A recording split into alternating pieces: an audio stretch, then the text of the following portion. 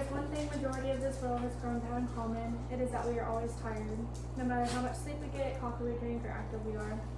According to the National Institute of Neurological Disorders and Strokes, sleep is an important part of our daily lives, and we should spend about 1/3 of our time doing it.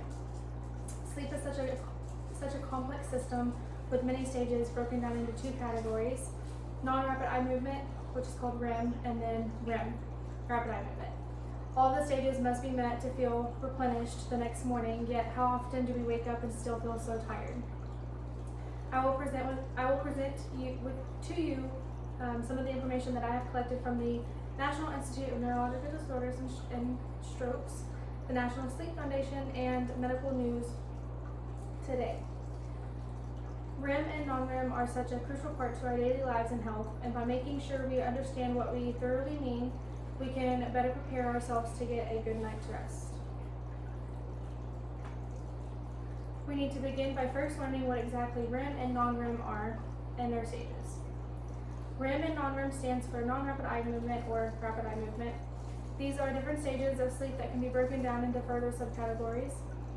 Throughout the night, our bodies cycle through REM and non-REM sleep several times, with increasing longer, deeper REM cycles towards the morning. Non-REM is broken down into 3 stages, and REM is one stage lasting about the same length as all 3 combined.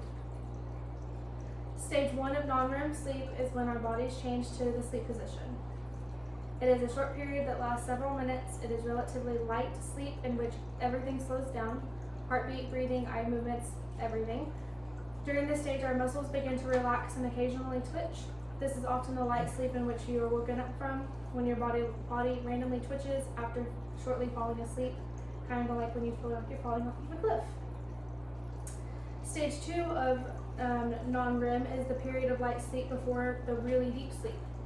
Everything listed above that slows down even further. Our body temperature drops and our eye movements completely stop.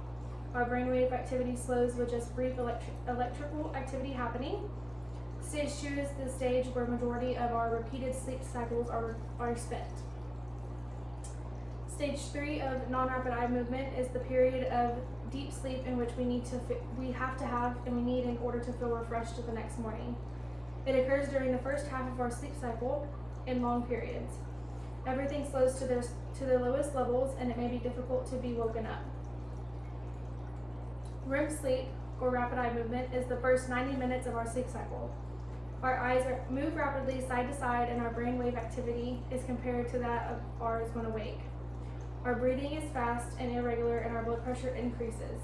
This is the stage where majority of our dreaming occurs, although some can occur during non-REM sleep. Our arm and leg muscles become temporarily paralyzed during REM sleep, which prevents us from acting out our dreams. During this stage, this is also when the disorders happen. If you do act out your dreams, that's when you don't become paralyzed temporarily. Alright, so now that you have a basic understanding of non-REM sleep and REM sleep, let's look at some of the benefits. Getting a good night's rest has been proven to have wonderful benefits for our bodies.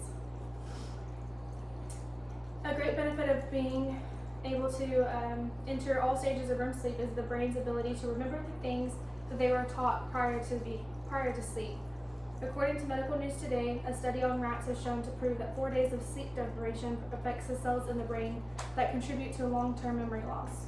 Therefore, it is likely that both REM and non-REM combined are important for learning and memory. Another great benefit from REM sleep is the development in infants.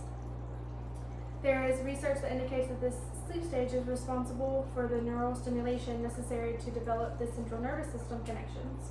These findings are the possible explanation as to why infants require higher levels of REM sleep, with the amount of time needing increased following with age. While there are great benefits, there are some consequences that can happen when there is a lack of REM sleep.